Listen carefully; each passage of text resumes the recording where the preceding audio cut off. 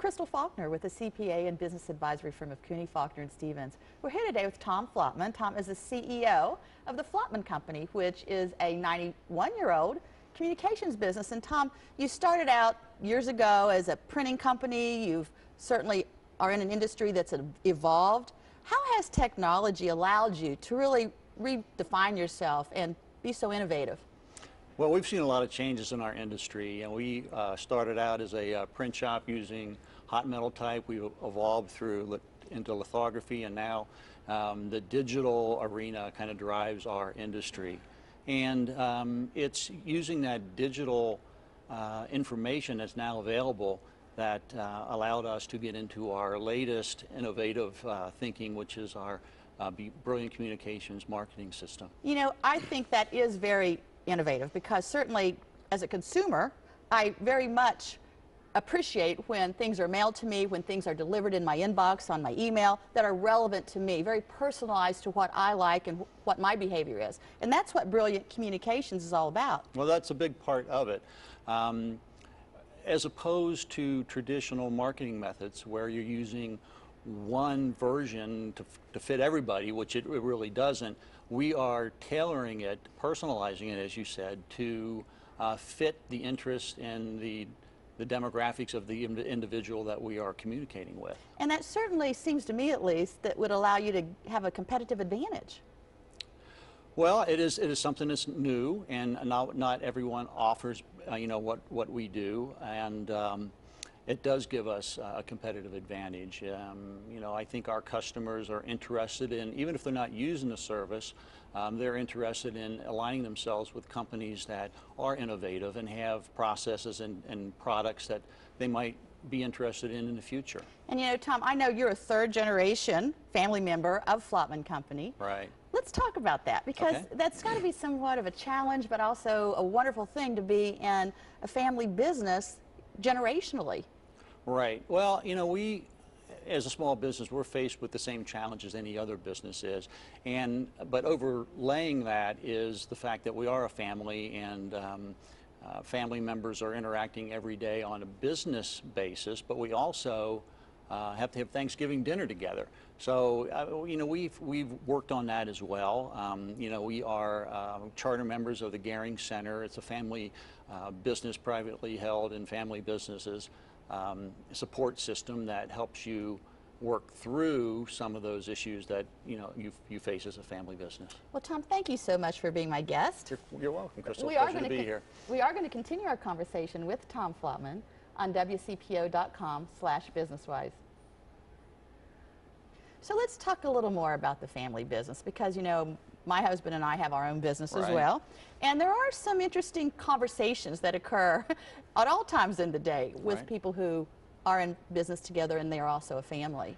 What advice would you have for folks out there watching today, or other people who own family businesses, to really be able to stay in business for 91 years? Right. Well, a couple of major points is, you know, you have to set up good channels for communication. Communication is everything. You know, you eliminate misunderstandings. You know, you need to be able to get everything out on the table, and you have to plan. You have to plan for the future. You have to plan generationally for who's going to take over the business, and how's that going to be done, how you're going to finance that, who you're going to pick, do they have the proper qualifications. Those are a couple of the top two. There are several others, but those are the first two that I would indicate someone would want to look at. When you mentioned that you are one of the original founding charter members of the Goering Center, and certainly, you know, being a CPA and an advisor, I've learned that the most successful companies are the ones that take advantage of the resources that we have in our community, that really listen to others and learn from those experiences, both the positives and the negatives.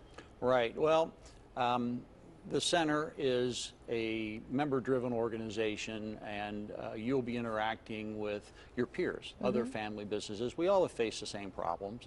So, you know, it's a support system. And, you know, by involving yourself with organizations like the center, it's a learning experience. So we need to continue to learn, to involve ourselves in you know, on boards and with volunteer organizations, with other intelligent people, and it really it really helps you grow and stay in touch with changes in our market and our industry. Well, that leads me right into my next conversation with you, because in addition to the Goering Center, you are very active in the community. You really give back a lot, you and your company. Why are you so passionate about giving back? Well, it's easy. I mean, it's what Mom and Dad taught us to do. It's what we need to do, and there's a lot of satisfaction in doing it. You know, we've set up different opportunities for our employees to participate in. We have an annual food drive at Christmas time that goes to the United Ministries Food Bank of Northern Kentucky. Our quality supervisor organizes that every year, and it's a great thing for the employees to participate in. Recently they were involved in a race for charity in Dayton. I think WCET sponsored that. You know, my brother and sister and I were involved in trade organizations. Sue, who was our president, she was recently president of printing industries in Ohio and Northern Kentucky. I serve on the board at the Goering Center. Sure. And well, you're quite involved. And in addition to that, you've also been recently recognized as the winner of the Green Initiative by Green, what was the organization that you were? It was sponsored by the Business Courier. The Business Courier, right, okay, won right. the Green Awards. Right, right. Well, you know, we were recognized for what we do at our company to be green, and this is something we've been doing for a long time. I mean, Before it was in style? Before, yeah, we were green before green was cool, you know.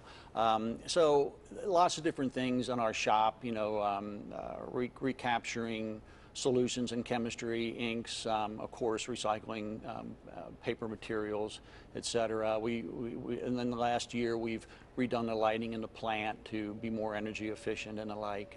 And then we, for our 90th anniversary, we did a marketing campaign. It was all about being green, and we challenged our the recipients to help us plant 900 trees, and we did. We were successful. We ended up planting great. over 1,000. So where do you see the company, say, in the next 10 years, when you're 101 years old? I think that we're going to need to continue to be innovative. I believe that if you do the same things for more than 5 years in a row, you're going to be falling behind. You know, we have a management team that includes key managers as well as, you know, the principals of the business, and we meet regularly and we work on that all the time. So it's like succession planning, and from the family side, from the business side, you need to keep brainstorming and innovating. I think you know, the digital arena will be important. I think we will always be involved with ink on paper. Print is green, you know. Yes. And we like to tell people that. So we feel that because it's renewable and sustainable, that it will continue, and when it's important, you print it. So we feel like printing is going to be an important part of our future as well. Well, Tom, thank you again for Thank being you, my Crystal. guest It's and great for being with everything you you. do for our community. Yes, well, it's my pleasure.